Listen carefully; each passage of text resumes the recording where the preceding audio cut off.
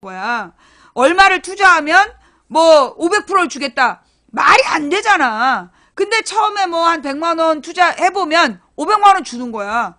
그리고 좀 늘려갖고 1000만 원 해보면 5천만 원을 줘. 그러면 이제 이게 진짜인가 보다 싶어가지고 있는 돈 없는 돈 다 끌어갖고 빚까지 얻어갖고 몇 억을 갖다 줘. 갖고 튀는 거야. 그러면 걔 사기꾼은 얘한테 5천 100만 원 주고 몇 억을 땡긴 거지. 그런 식으로 금융사기를 하는 거예요.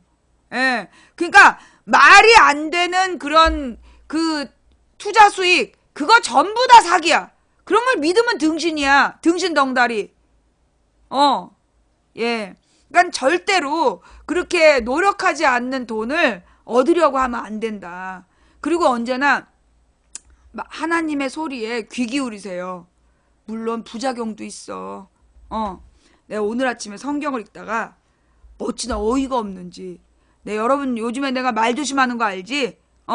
내가 이제 웬만하면 그 말도 안 하고 그 되도록이면 참을래다가 속병이 나가지고 하고 싶은 말을 못 하니까 속병이 나가지고 이 승질이 나빠서 치료받고 왔잖아. 오늘 아침에 우리 하나님께서 주신 말씀이야.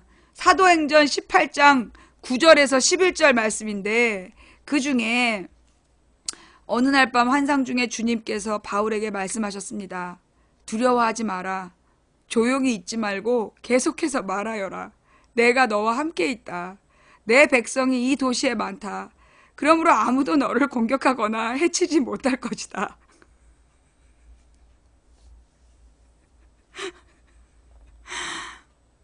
내가 진짜 너무 웃기지 않아요? 다시 읽어줄까? 두려워하지 마라. 조용히 있지 말고 계속해서 말하여라. 내가 너와 함께 있다. 내 백성이 이 도시에 많다. 그러므로 아무도 너를 공격하거나 해치지 못할 것이다.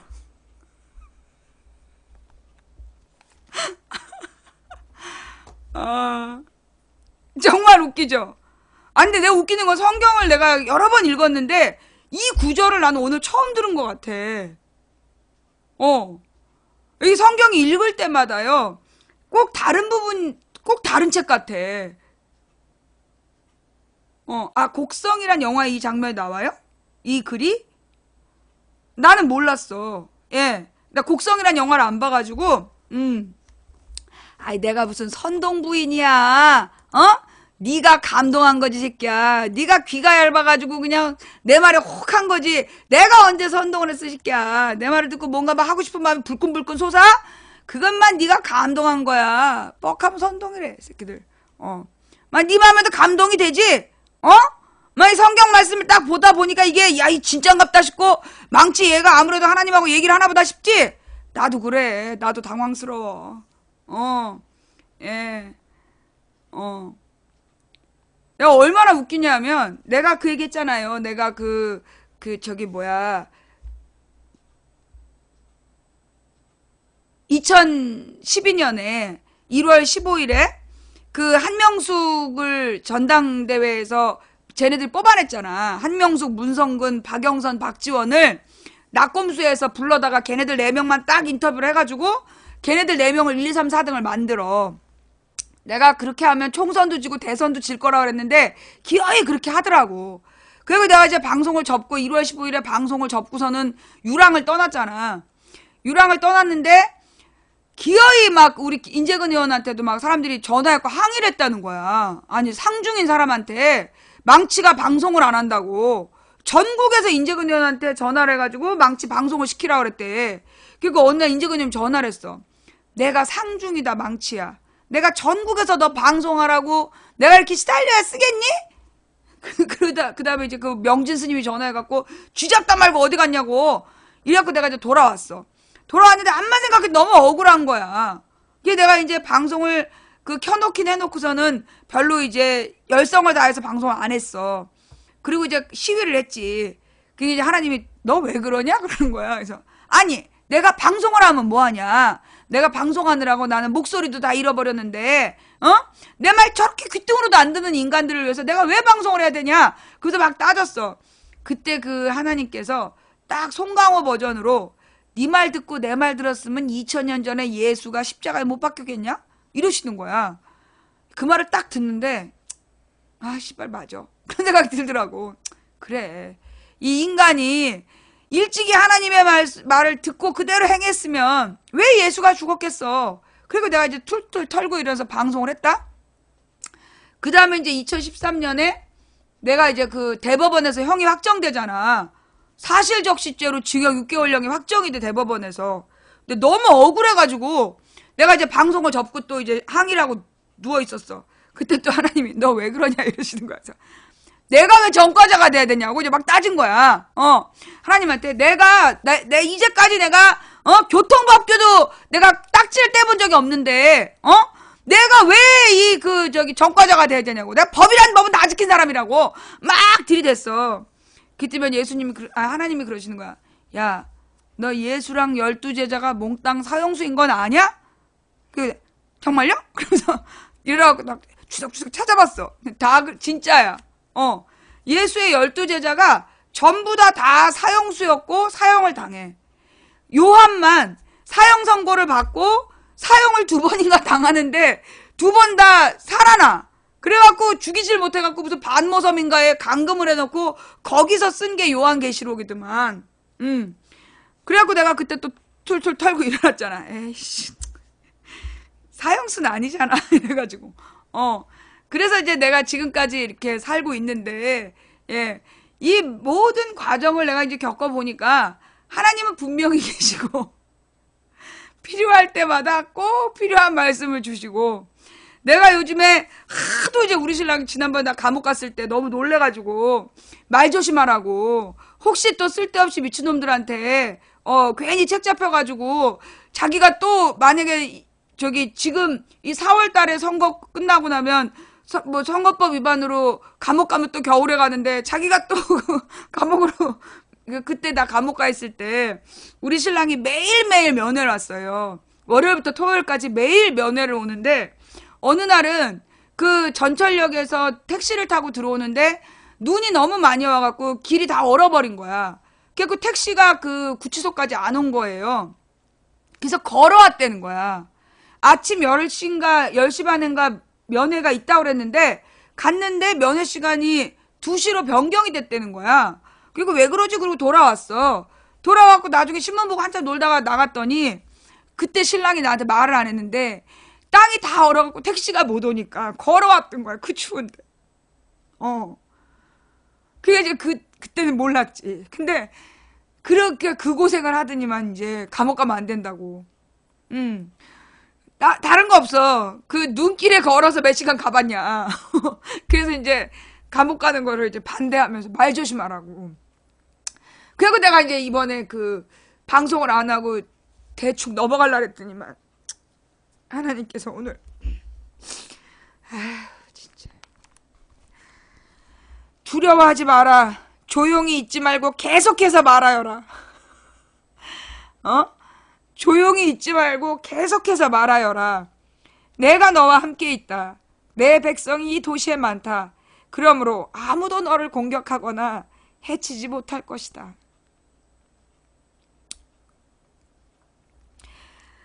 정말 내가 우리 하나님 때문에 미칠 것 같아요.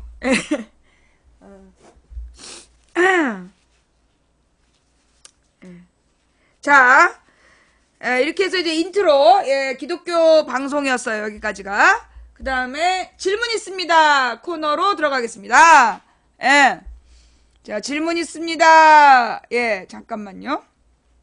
일단, 질문 있습니다라고 내가 검색을 해. 그러면 이제 질문 있습니다라고 쓰신 분만 내용이 떠요. 질문 있습니다. 어휴, 수아. 이거 어저께 거였구나.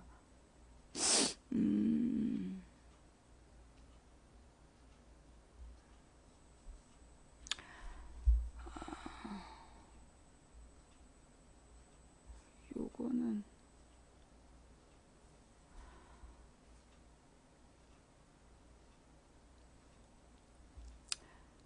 요거는 조금 있다가 사드 얘기해달라 그러세요.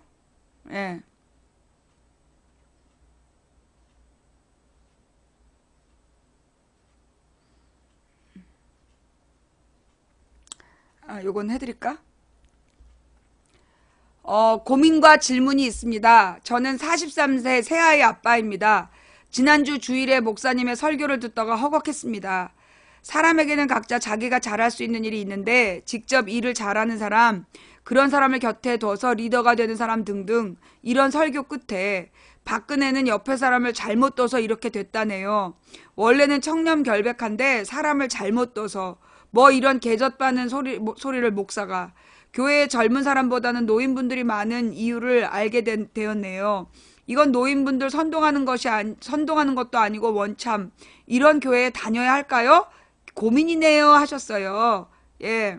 그래서 저라면 안 다닙니다. 그렇게 답장을 해드렸더니 설교 중에 일어서서 큰 소리 낼 뻔했네요. 아내가 유치부 선생님까지 하며 열성적으로 교회 일도 하는데 사람들과 정도 많이 들고 찬찬히 알아봐야겠네요 라고 하셨어요. 근데요, 제가 볼 때 이 교회라는 거는요, 예, 교회라는 거는 공동체예요. 근데 우리 한국의 교회가 언제부턴가 그 교회를 성전이라고 부르면서, 예, 교회를 성전이라고 부르면서 건물을 숭배하는 거야. 그래서 커다란 건물을 지어서 그 건물을 대출을 받아갖고 지은 다음에 그 대출금을 갚기 위해서 부자들에게 알랑방귀 끼는 교회가 되면서 지금 한국 교회가 이 모양이 됐어요. 예. 우리가 그 교회를 성전이라고 하면 안 돼. 그냥 이거는 그냥 예배당이지, 예, 예배처, 기도처, 이렇게 불러야지, 성전이라고 부르는 것 자체가, 이거는 유대교적인 사고야. 우리 기독교인이기 때문에, 예. 이 기독교에서는 그 성전이라는 표현을 쓰면 안 되는데, 그러면서 막 그 교회 건물에다가 집중하면서 그 막대한 큰 교회를 짓고 그 대출을 갚기 위해서 교인들을 쥐어짜내면서 교회가 망가지는 거예요. 교회라는 건 건물이 아니라, 예, 교회는 건물이 아니라 그 교회 안에서 예배드리는 사람들의 모임, 그 공동체를 교회라고 하는 거야. 서로 이렇게 교제하는 모임, 이게 교회야. 그러면 이 교제하는 모임이라는 건 하나님을 섬기고 하나님을 위해서 우리가 서로 일을 나눠서 하면서 그 봉사하는 공동체를 교회라고 하는데, 지금 이런 교회들은 실제로 하나님을 섬기는 교회가 아니죠. 지금 박근혜가 본인은 청렴결백한데 주변에 있는 사람을 잘못 둔 게 아니라 지가 직접 협박하면서 돈 뜯으러 다녔잖아. 그런 진실을 외면하고 정치 권력의 부패를 눈 감고 진실을 외면하고 교인들한테 이런 헛소리를 하는 목사님들은 실제로 예수님과 하나님을 섬기는 교회가 아니야. 이 교회는 부자를 섬기는 교회야. 그러면 그 교회는 교회가 아니에요.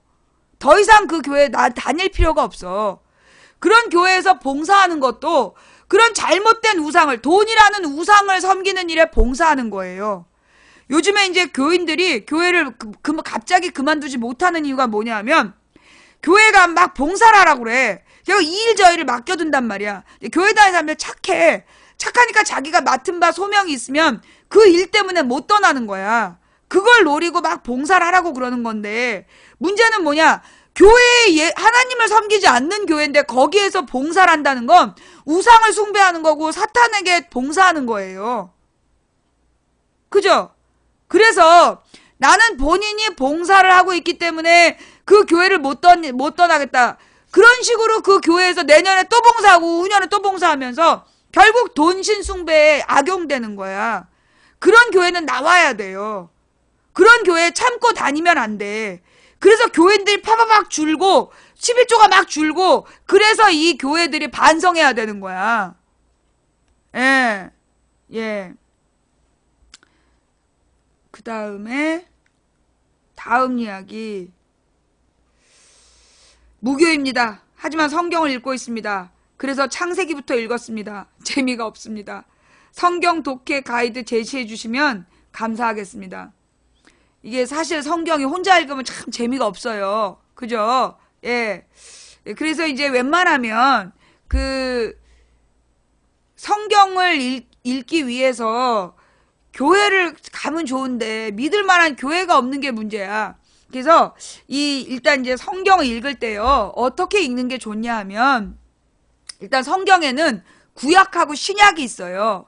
구약하고 신약으로 나뉘어져 있는데 잘 들으세요. 먼저 신약에서 요한복음 먼저 읽는 거야. 이거 마태복음, 마가복음, 누가복음, 요한복음, 사도행전, 로마서 이렇게 나가는데 그 요한복음을 먼저 읽어요. 그래서 요한복음 읽고 누가복음을 읽고 마가복음을 읽고 마태복음을 읽는 거야. 그러니까 복음서 4개를 거꾸로 읽는 거예요. 왜냐하면 마태복음을 처음 읽으면 거기 누가 누구를 낳고 그 얘기를 읽다가 씨발 그래서 덮어. 그래서 절대 마태복음부터 읽으면 안 돼. 이 창세기도 마찬가지고. 예. 그러니까 이제 먼저 필요한 건 뭐냐면 요한복음부터 읽는 거예요. 그 요한복음은 뭐냐면 사랑의 복음이라 그래서 예수님의 정신 중에서도 예수님의 철학, 가장 중요한 가치, 사랑에 대한 이야기가 있어. 그래서 이제 요한복음을 읽고, 그 다음에 이제 이 누가복음은 이 누가가 의사였대요. 그래갖고 이 사람의 심령을 치료하는, 심령의 치유를 목적으로 쓰여져 그러니까 치유 효과를 낸다 그래요. 그래서 이제 그 다음에는 이제 누가복음을 읽으면 굉장히 이제 그 나눔의 공동체라든가 이런 것들을 느낄 수가 있어. 그 누가가 사도행전도 같이 썼어요. 누가복음을 읽고 그 다음에 이제 마가복음을 읽고 마가복음은 그냥 아주 그 짧지만 엑기스야, 진액이야. 그 다음에 마태복음을 읽으면 사실은 이제 이 마태복음의 목적은 뭐냐면 유태인들에게 예수님이 구약의 그 긴 구약에 그 그러니까 예정되어 있었던 이런 예수님에 관한 말씀들이 많았는데 이 주인공이 예수님이다. 그걸 보여주는 책이에요. 그래서 그 마태복음 처음 읽으면 잘 몰라. 그래서 이제 그 요한복음부터 요한, 누가, 마가, 마태 순으로 읽고 그 다음에 사도행전부터 뒤로 쭉 읽는데 요한계시록은 건너뛰세요. 이 요한계시록은 이게 은유와 비유로 썼기 때문에 그 요한계시록을 잘 모르면서 그걸 자꾸 읽다 보면 오해를 부르게 돼요. 그래서 요한복음은 건너뛰시고 그리고 이제 창세기로 돌아가서 창세기부터 쭉 보는데 이 창세기 그 다음에 출애굽기, 레위기, 민수기, 신명기 요 5개를 모세가 썼다고 그래요. 그러니까 이 그 성경을 읽을 때는 어떤 마음을 갖고 읽어야 되냐면 모세가 실존했던 시기가 기원전 15세기경으로 봐. 모세의 시대가 기원전 15세기에서 13세기경으로 본단 말이에요. 그러면 우리나라로 치면 고조선 시대야. 그런데 그 모세 오경이라는 기록이 있는 거예요. 그러면 지금부터 3500년 전쯤에 그 이야기를 기록을 했다는 거지. 그렇게 읽으면 어머 세상에 3500년 전에 이렇게 내용이 있었다고? 그렇게 이제 보는 거죠. 그래서 요 이제 모세 5가지 이야기를 읽고 그리고 난 다음에 이제 그 뒷부분에 이제 그 뒤에 보면 이스라엘 백성의 역사가 나와요. 그래서 이제 어떻게 사울이라는 그러니까 사사라고 그러죠. 그래서 하나님의 계시를 받아갖고 백성을 이끄는 지도자의 시대. 그래서 이제 모세 다음에 여호수아 다음에 이제 뭐 이렇게 대를 이어서 사사들이 나와. 그래갖고 이제 이 사사는 뭐냐면 하나님에 의해서 선택이 된 지도자들, 민족의 지도자들이 쭉 얘기가 나오고 그 다음에 이제 이 사사의 시대가 끝나면서 사람들이 이제 왕을 원해. 우리도 왕을 달라. 그래가지고 이제 왕으로 세워지는 게 사울이라는 애예요. 근데 이 사울이 처음에 허우대 멀쩡하고 남들이 사람의 눈으로 보기에 좋은 게 사울이었어. 근데 사울이 왕이 된 다음에 이게 왕의 권한에 취해갖고 점점 교만해지고 미쳐가는 거죠. 그래서 다시 바뀌는 게 이제 다윗이야.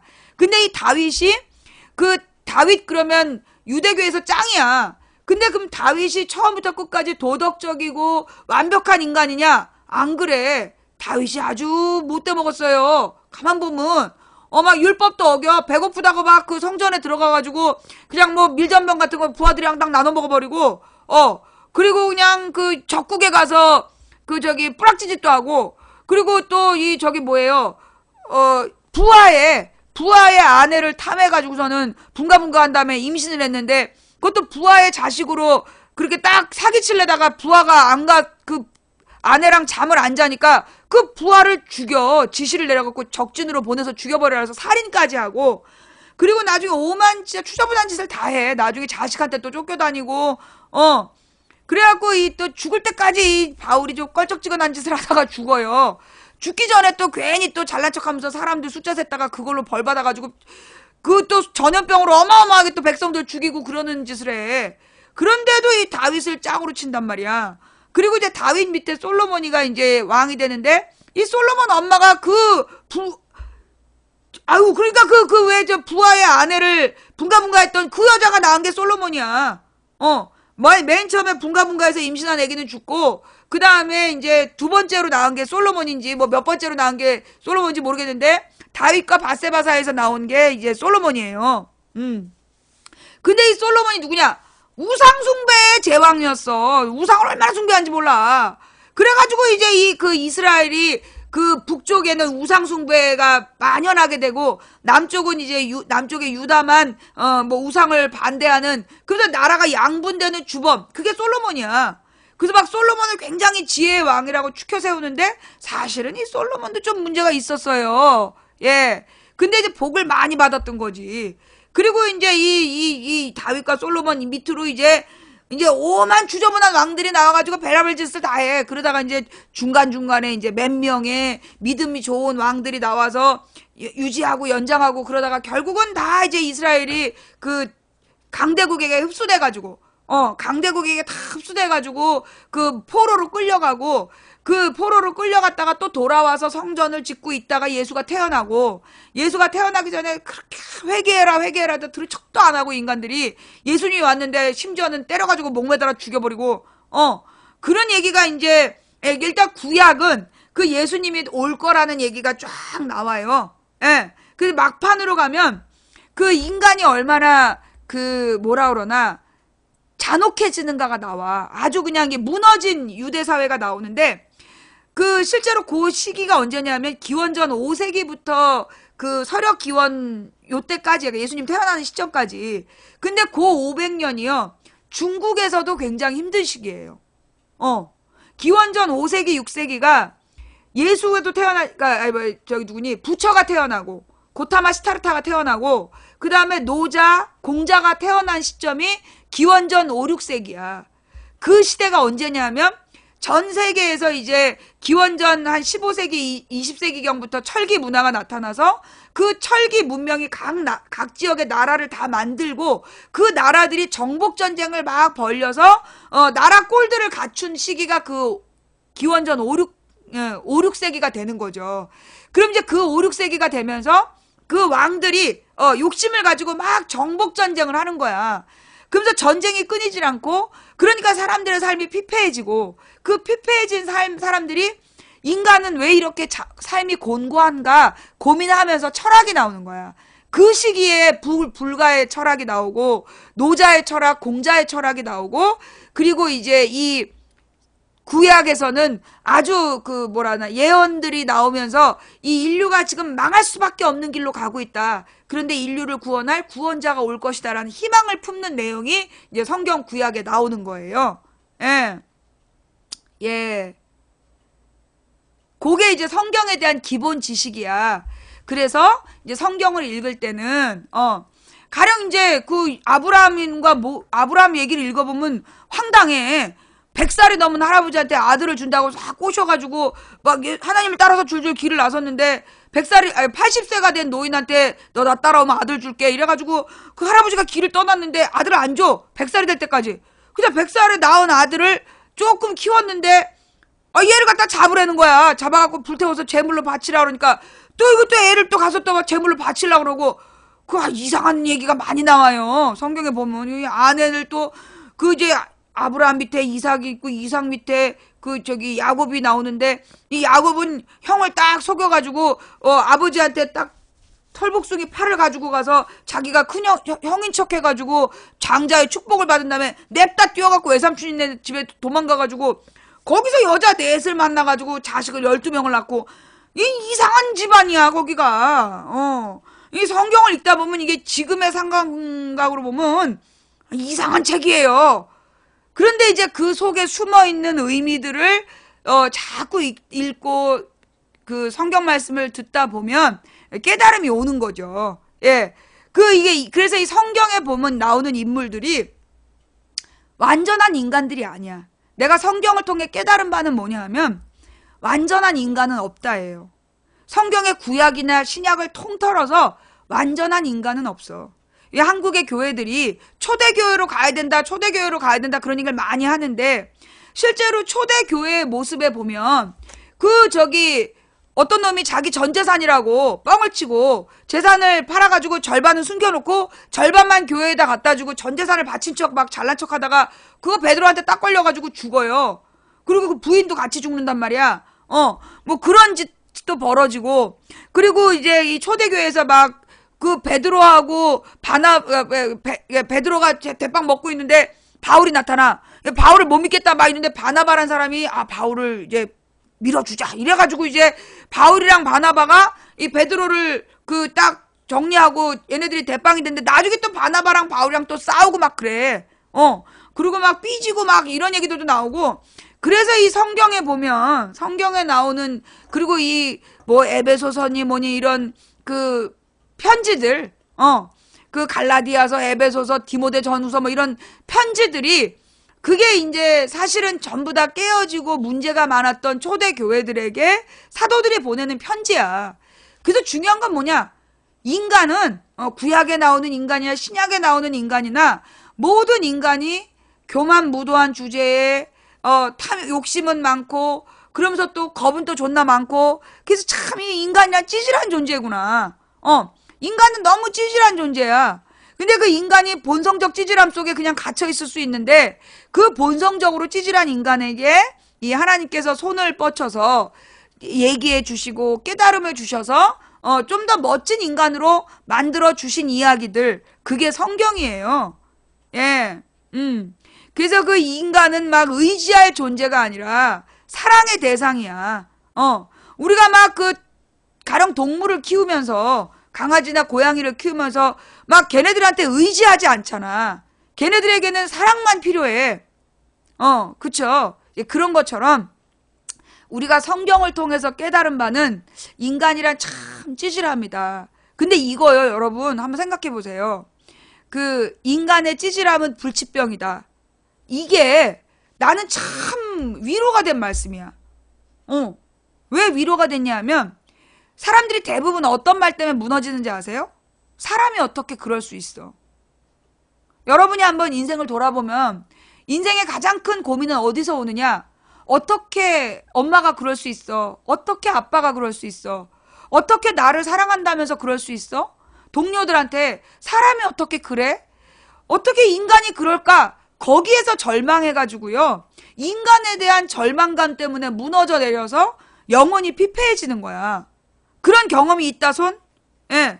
본인들이 사람이 어떻게 그래? 그러면서 사람에 대한 실망. 그게 절망이야. 그래서 살기 싫어지고 모든 걸 다 포기하고 막 그러면서 자기가 망가지잖아. 웃기는 건 말이에요. 사람이 어떻게 그래? 그러면서 타인에게 실망한 사람들이 자기를 망가뜨려.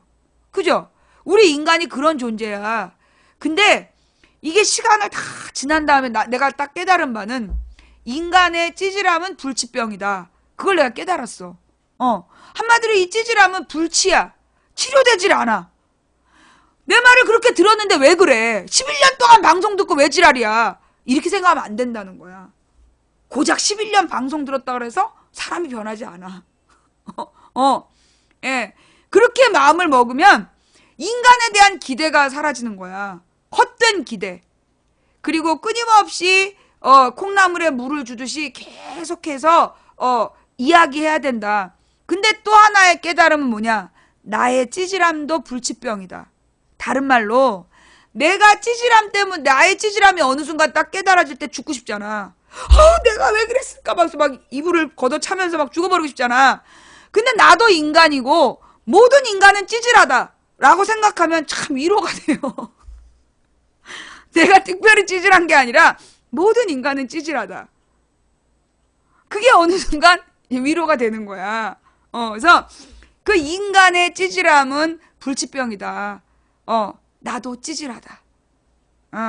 그러니까 내 누구를 그렇게 찌질하다고 욕하지 말고 누구한테 괜히 헛된 기대 갖지 말고 나에 대해서도 너무 그렇게 비난하지 말고 내일은 오늘보다 좀 더 나은 인간이 되려고 노력하면서 살자.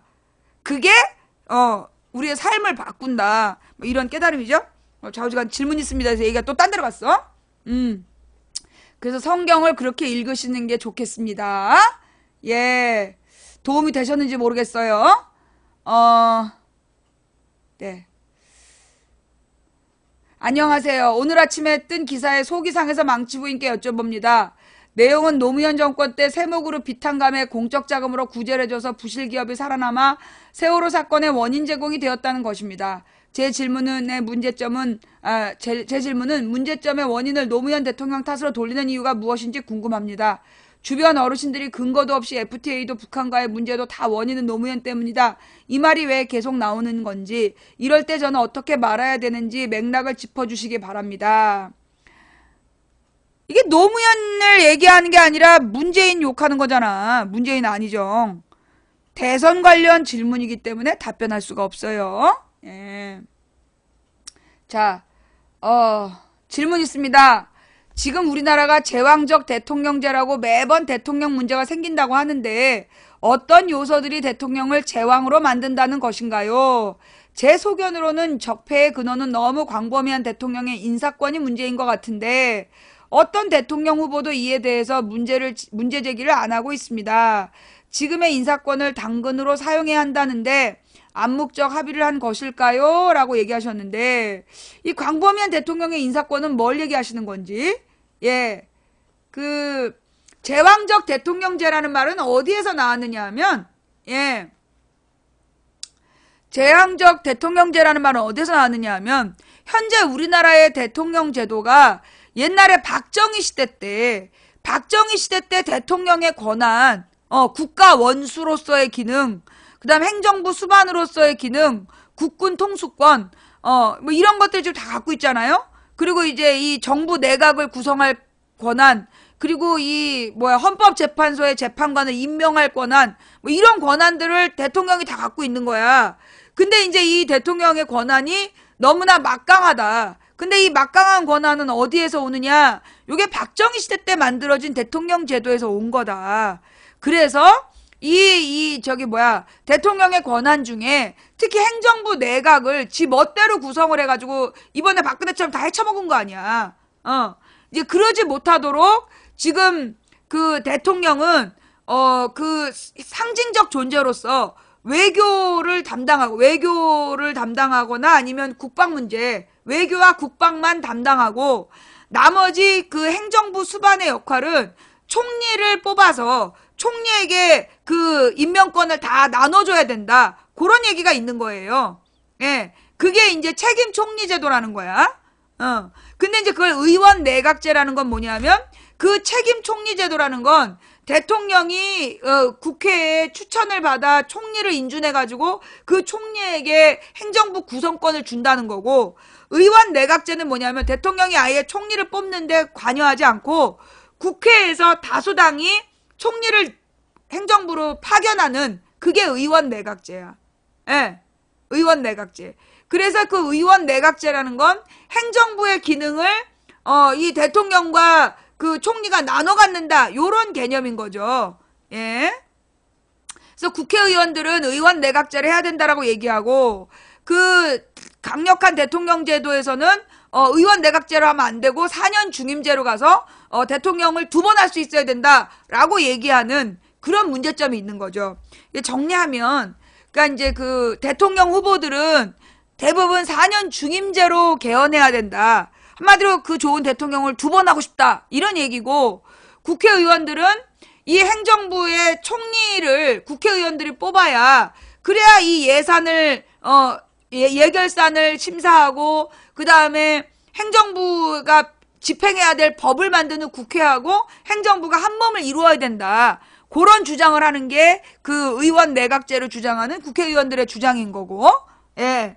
그래서 이제 개헌을 해야 될 부분은 크게 이제 2가지로 나뉘어져 있는, 그러니까 개헌을 요구하는 측이 목표가 달라. 그래서 이제 과연 어떤 방향으로 개헌이 될지는 국민들이 생각이 통일돼야 되는데, 지금도 개헌안에 대해서 국민들도 생각이 달라. 의원 내각제 반대! 의원 내각제 해야지! 여기서 싸우잖아. 그러니까 개헌이 계속 지금 20년째 안 되고 있는 이유가 뭐냐면, 아니야, 20년은 아니고 한 15년째 개헌이 안 되고 있는 이유가 노무현 대통령 초기부터 개헌한다 그랬어. 근데 개헌이 안 되는 이유가 뭐냐면 목표가 다르기 때문이야. 바라는 상이 다르기 때문이야. 대통령은 자기가 잘할 수 있다고 생각하니까 잘 판단할 수 있게 해달라. 근데 이 국회의원들은 대통령이 너무나 무능하니까 자기네들이 행정부를 통제하게 해달라. 그래서 그 차이가 계속 15년째 개헌을 못하게 하고 있는 거죠. 근데 우리가 적어도 이번에 본 건 박근혜가 탄핵심판 과정에서 걔 지랄 연병을 떠는데 방법이 없었잖아. 이게 제왕적 대통령제의 모습이 아닌가. 예, 이게 제왕적 대통령제의 모습이 아닐까요? 라는 거고요. 질문은 저기 2시 이전에만 하는 거예요. 예.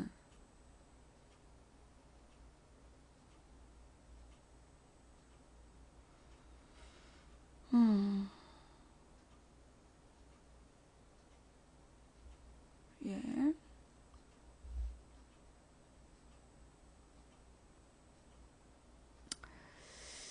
질문 있습니다. 이러면서 또 중국이 제주도 땅을 많이 산다고 하는데 제주도 땅이 거의 다 팔리게 되면 어떡하죠? 라고 하셨어요. 지금 중국이 전 세계 부동산을 사들이고 있어요. 중국인들이. 예. 왜 그러냐면 중국은 땅이 국유화되어 있어요. 예. 중국에서는 땅을 소유할 수가 없어. 땅의 모든 소유권은 국가에게 있어요. 그리고 인민들이 갖는 건 뭐냐면 토지 이용권이야. 토지를 이용할 수 있는 권한만 갖게 되어 있어. 그러다 보니까 이 중국에서 돈을 많이 번 사람들이, 자기 땅이 없는 거야. 거기에다 어떤 불안감 때문에 우리나라, 일본, 미국, 그래서 미국에 있는 부동산 값도 엄청 오른 거야. 그게 누구 때문에? 다 중국인들 때문에.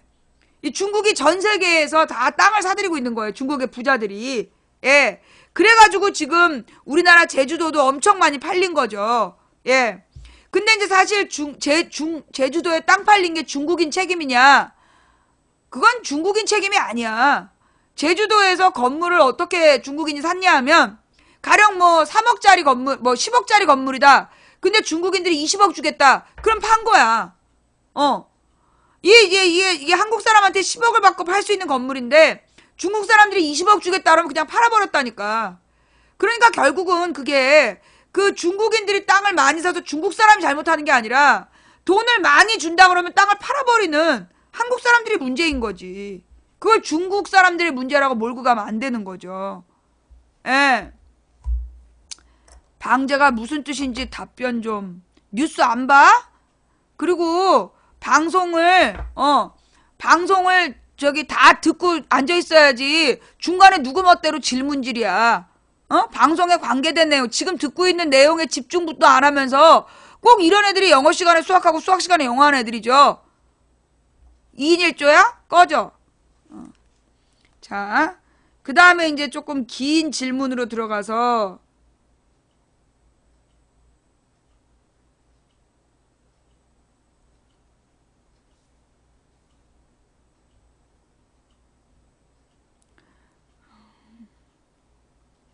어저께도 질문하고 오늘도 같이 연결해서 질문한 건데, 지금 한국의 방송, 언론, 매체들이 일제히 반중국, 혐중국 정서를 자극시키는 기사 및 보도를 연달아 다루고 있습니다.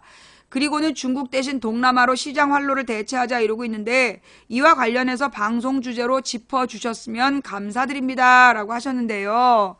예, 이거 되게 이제 좋은 주제예요. 예, 사드와 연관돼서 오늘의 방송 본문 내용이에요. 요 내용으로 지금 이제 방송 시작할게요. 네. 자, 이제 질문은 여기까지만 받고, 예. 질문은 여기까지 받고, 다음 이야기로 넘어갈게요. 이제 오늘의 본 방송 들어갑니다.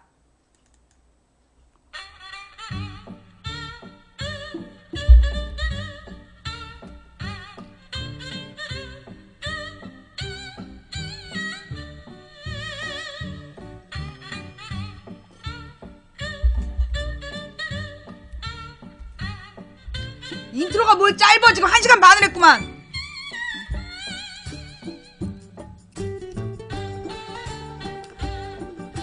어서오세요, 어서오세요. 도봉구 창동 사는 불량주부 망치부인입니다.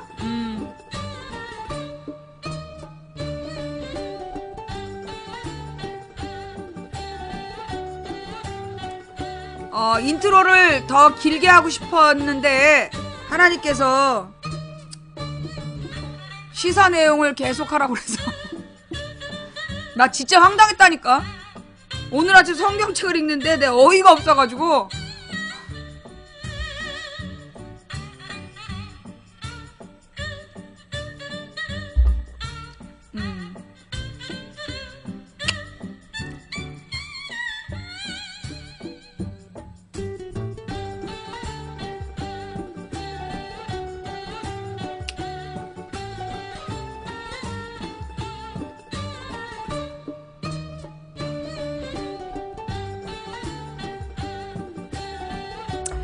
성경 이야기에서 나갔다 왔는데, 네, 님은 블랙이에요. 예. 성경 이야기 듣기 싫은 사람 빨리 손 들으세요. 블랙 걸어드릴게요. 예. 자, 중계방이랑 본방이랑 성경 이야기에서 나갔다 온 사람 손 들어봐봐. 성경 이야기 듣기 싫은 사람 빨리 손 들어. 블랙이야. 네. 얼른 손 들어. 그 성경 이야기가 너무 싫어요. 여기 기독교 방송임? 기독교 방송이에요. 기독교인의 시사 방송인데 이게 마음에 안 들면 나가. 뭐 이 기독교인들은 마음이 착해가지고 다 용서한다는데 왜 망치 부인은 그렇게 못돼 처먹었냐? 내가 교회 다니니까 그나마 이 정도야. 내가 교회 안 다녔으면 너 뒤졌어. 내가 그나마 예수 믿고 교회 다니니까 이 정도에서 봐줬지. 너 내가 교회 다니기 전에 나 만났으면 임마 너 뭐 손가락 분질렀어. 내가 이빨 뽑고. 예. 이게 말이에요. 그 종교가 달라도 이 종교가 달라도 알아들을 사람들은 다 알아들어. 그 다음에 내가 제일 웃긴 사람들이 누구냐면 자기네는 무신론자래. 그러면서 전 보러 다닌다? 그건 무신론자가 아니야. 무신론자라 그러면서 예수님 안 믿고 종교를 안 갖고 전 보러 다니는 거는 무신론자가 아니라 미신론자야. 귀신론자. 전 보러 다니는 거 그거 무신론 아니에요? 예. 미신론자예요, 미신론자. 예. 내가 늘 얘기했잖아. 여러분 점 보러 가지 마세요. 그 점을 보는 거는요. 이 점 보는 건 나도 할 줄 알아. 어떻게 하면 되느냐? 이게 사실 그 점 보는 사람들의 특징이 뭐냐면 예민한 사람들이야. 예민한 사람들이 사람을 딱 보잖아. 그러면 얘가 사기꾼이다 아니다가 딱 계산이 나와. 얘가 어떤 문제 때문에 문제겠구나 이게 딱 보인다고. 그러니까 이제 머리가 잘 돌아간 사람들이 이제 주로 점쟁이를 하는 거지. 예를 들어 아주 이쁘고 우아하게 생긴 부인이 옷도 귀티나게 입고 그리고 수심이 가득해서 점을 보러 왔어. 그러면 이런 경우는 10중 8구 자식 문제야. 왜? 옷도 잘 입고 생긴 게 우아하고 이쁘다. 그럼 남편이 딴짓을 안 하거든 주로. 남편이 딴짓을 하더라도 부인한테 누를 안 끼쳐. 근데 이제 그런 사람이 얼굴에 수심이 가득하면 이건 대부분의 그 자식 새끼들이 꼭 사고친 거죠. 근데 이제 옷은 엄청나게 화려하게 입었는데 얼굴에 그냥 심술이 덕지덕지 묻고 그냥 눈이 부리부리하고 부시부시하게 생긴 아줌마가 그냥 화가 나갖고 들었다. 10중 8구 남편이 바람핀 거야. 그게 뭐냐? 결국은 딱 상황을 보고 관찰을 해가지고 찝어내는 거죠. 그리고 이제 피부가 거무접접하고 이게 완전히 좀 햇빛에 그을린 얼굴이다. 아, 그럼 이 사람은 주로 야외 활동을 주로 하는 사람이구나. 뭐 이런 거. 그 다음에 이제 손이 보들보들하고 연필 잡는 가운데 손가락이 좀 부풀어 있다. 아, 얘는 지식인이구나. 이런 것들을 그냥 보고 보면서 이제 과거를 느끼는 거지. 그러니까 이 점을 치는 사람들은 기본적으로 그 사람의 과거는 맞춰요. 이런 사람들이죠. 이렇죠. 그러면 그거 딱 맞아. 왜냐면 이게 관찰력이야. 그거는 이 점쟁이 귀신이 아니라 관찰력이라니까. 관찰력으로 딱 느껴지는 거야. 근데 이 사람들의 특징이 뭐냐? 미래는 절대 몰라. 이 점쟁이들은요, 미래를 전혀 몰라요. 다만 이런 얘기를 하죠. 여름에 물가에 가지 마. 겨울에 불 조심해. 그 두 가지만 피하면 적어도 봄, 겨울에 살아남아. 그렇잖아. 여름에 꼭 물놀이 갔다가 빠져뒤지고. 겨울에 불 지폈다 불타 죽고 그러잖아. 예, 그렇기 때문에 그 점쟁이들한테 미래를 물어보는 거, 예, 그게 가장 어리석은 거예요. 점쟁이들은 미래를 몰라요. 예, 그 미래는 누구만 알아? 본인밖에 몰라요. 예. 근데 이 그 점을 치는 사람들이 말이에요. 예. 점을 치는 사람들이 때때로 어떤 사람이 점을 봐고 돈을 많이 버냐 하면 사람을 위로해주는 사람이 돈을 많이 벌더라고. 그러니까 그런 거지. 아, 당신은 이제 이러이러한, 그러니까 딱 보면 막 이렇게 눈이 왔다 갔다 하고 막 저기 막 여기저기 막 살피고 막 이래. 아, 얘는 좀 산만하구나. 딱 보면 알잖아. 그죠? 눈빛이 불안정하고 막 이렇게 주변을 막 살피면서 뭐 묻는 말에 대답을 제대로 안 해. 아, 얘는 주의가 산만한 애야. 그럼 이제 이런 사람한테는 이제 집중력을 키워라. 그 상사가 하는 말에 귀를 기울여서 꼭 세 마디씩을 적어라. 뭐 이렇게 얘기해주면 그게 집중력을 높여주는 거란 말이야. 그 다음에 또, 아, 이 사람이 기본적으로 자신감이 좀 없는 사람이구나. 그럼 그런 사람한테는 당신이 다 잘 될 거다. 그럼 그 잘 될 것 같다는 어떤 그럴싸한 핑계를 만들어주면서 너가 잘 될 수밖에 없다. 그러니까 네가, 담대하게 가라. 그런 사람이, 그러면 이제 이 사람은 자기가 잘 되면, 아, 이 점쟁이가 용해, 점쟁이가 용한 게 아니라 네 태도가 바뀌었기 때문이야. 점쟁이가 용한 게 아니라 당신의 태도가 바뀌어서, 삶이 변한 거예요. 근데 그걸 점쟁이가 용해가지고 이제 잘 된 걸로 오해들을 하는 거지. 예. 그래서 이제 미신론을 극복하시고, 예, 웬만하면, 예, 그 1000년 이상 그 사람들이 많이 믿어왔던 종교가 그래도 유지된 데는 이유가 있어. 왜냐하면 이제 이 오래된 종교들의 특징이 뭐냐면, 다 목적은 두 가지야. 욕심을 절제해라. 그리고 나누고 살아라. 모든 종교의 공통점이에요. 오래된 1000년 이상 된 종교들의 공통점은 욕심을 버리고 나누면서 살아라. 사랑하면서 살아라. 그게 두 가지 공통점이기 때문에 종교가 없는 것보다는 있는 게 좋다. 근데 물론 자기는 종교를 싫어한다. 그래서 본인이 행복하면 종교가 굳이 필요 없죠. 자기 자신을 믿는다. 그럼 진짜 너 자신만 믿어야 돼. 귀신한테 전 보지 말고. 자기는 뭐 종교 따위를 안 믿는다는 거야. 그래놓고 점쟁이한테 전 보러 가면 그거는 자신을 믿는 게 아니야. 귀신을 믿는 거지. 그 사기꾼한테 그렇게 막 돈 갖다 주고 그러지 말고 웬만하면 공인된 종교를 가져. 자, 오늘의 이야기는 뭐냐면, 예, 오늘 지금 먼저 얘기가 나왔으니까, 예, 먼저 얘기가 나왔으니까 뉴스로 갈게요. 뭐냐면 이제 지금 막 동남아 관광객을 유치한다 뭐 이런 얘기 많이 들어봤죠?